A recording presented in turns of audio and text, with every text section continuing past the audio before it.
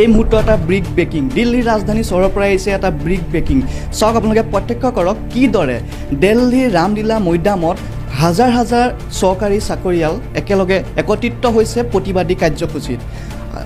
UN news exclusive report আপোনালোকনে লৈ আহিছোঁ দিল্লীৰ ৰাজধানী চহৰ দিল্লীৰ পৰা কিদৰে হাজাৰ হাজাৰ হিচাপ কৰিব নোৱাৰা লাখ লাখ কৰ্মচাৰী একত্ৰিত হৈছে দিল্লীৰ ৰামলীলাৰ মৈদামত ৰাজধানী দিল্লীৰ পৰা আহিছে এই গুৰুত্বপূৰ্ণ খবৰ চৰকাৰী চাকৰিয়ালৰ বাবে অতি গুৰুত্বপূৰ্ণ খবৰ পুনৰবাৰ জনাইছোঁ ৰাজধানী দিল্লীৰ পৰা আহিছে এই গুৰুত্বপূৰ্ণ খবৰ চৰকাৰী চাকৰিয়ালৰ বাবে অতি গুৰুত্বপূৰ্ণ খবৰ পেঞ্চন শংখনাথ মহাৰেলী অনুষ্ঠিত কৰি দেখুৱাই দিলে জনতাৰ শক্তি দেওবাৰে ৰাজধানী দিল্লীত অৱস্থিত ৰামলীলা মৈদামত পুৰণি পেঞ্চন আঁচনি পুনৰুদ্ধাৰৰ দাবীত দেশৰ আটাইকেইখন ৰাজ্যৰ লাখ লাখ শিক্ষক শিক্ষয়িত্ৰী আৰু অন্যান্য কৰ্মচাৰী বিপুল জনসমাগম হয় উপস্থিত থাকে বহুকেইখন ৰাজ্যৰ অনা বিজেপি চৰকাৰৰ মুখ্যমন্ত্ৰীসকল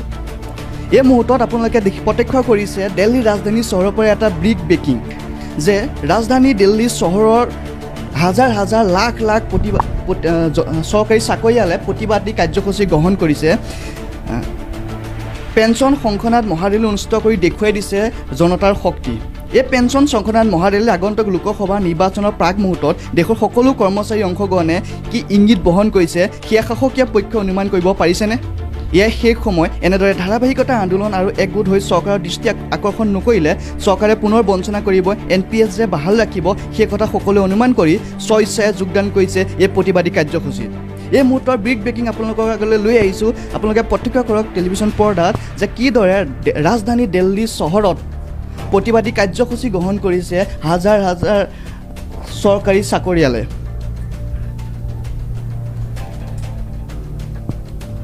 ইউটিউব ফেচবুক হোৱাটছআপ আদি সকলো সামাজিক মাধ্যমত শ্বেয়াৰ কৰক যাতে এই মহাৰেলীত অংশগ্ৰহণ নকৰা বিজেপি শাসিত চৰকাৰ যাতে দৃষ্টিগোচৰ হয়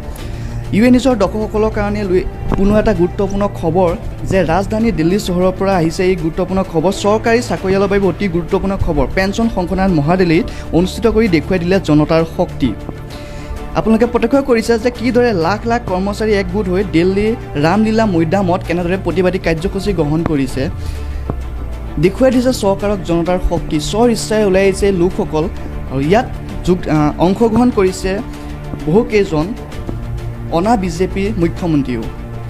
দিল্লীৰ পৰা এই গুৰুত্বপূৰ্ণ খবৰ আপোনালোকে চাই আছে পুনৰবাৰ কৈছোঁ যে দিল্লীৰ ৰাজধানী চহৰ দিল্লীত লাখ লাখ চৰকাৰী কৰ্মচাৰীয়ে প্ৰতিবাদী কাৰ্যসূচী গ্ৰহণ কৰিছে প্ৰতিবাদ কৰিছে দেখুৱাই দিছে চৰকাৰক যে জনতাৰ শক্তি কি আপোনালোকে প্ৰত্যক্ষ কৰিছে আমাৰ টেলিভিশ্যন পৰ্দাত যে দিল্লীৰ ৰাজপথত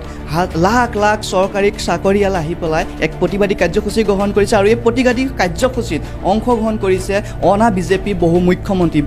বহুত ৰাজ্যৰ পৰা ভিন্ন ৰাজ্যৰ পৰা স্বইচ্ছাৰে চৰকাৰী চাকৰিয়ালসকল ওলাই আহিছে আৰু চৰকাৰী চাকৰিয়াল ওলাই আহি এই প্ৰতিবাদী কাৰ্যসূচী গ্ৰহণ কৰিছে ইউএন নিউজৰ দৰ্শকসকলে এক এক্সক্লুচিভ ৰিপৰ্ট যিটো ৰিপৰ্ট আমাৰ দিল্লীৰ পৰা আহিছে আপোনালোকে প্ৰত্যক্ষ কৰিছে দিল্লীৰ ৰামলীলা যিটো মৈদাম আছে সেই মৈদামত লাখ লাখ চাকৰিয়াল আহি পেলাই স্বইচ্ছাৰে প্ৰতিবাদী কাৰ্যসূচী গ্ৰহণ কৰিছে